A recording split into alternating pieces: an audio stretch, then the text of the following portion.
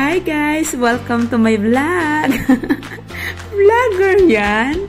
For today's video, magvo-voice over tayo. Tingnan natin. Yung araw na susubukin muna natin kung kaya pa ng edad ang mga extreme rides. Halika na, Pidini!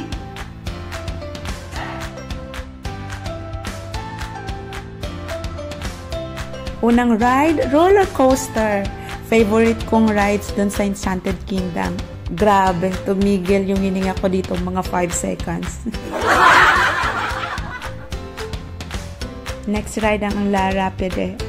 Maganda ng rides to kasi pampalamig pagkatapos mo mainitan. Babasa-basain ka lang dito sa mga falls.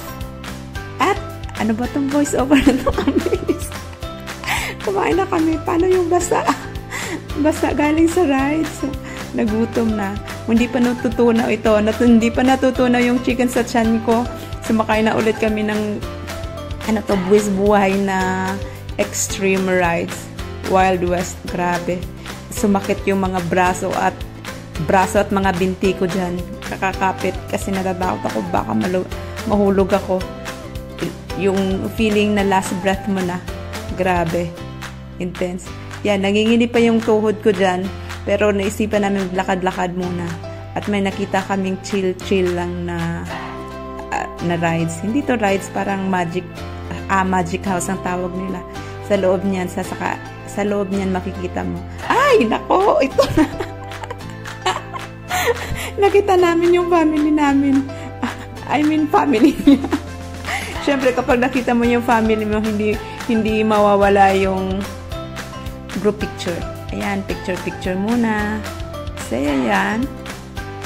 For the memories, ang picture and videos.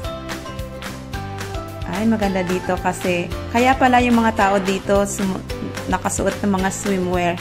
Kasi halos ng rides pang basa-basa. Ayan.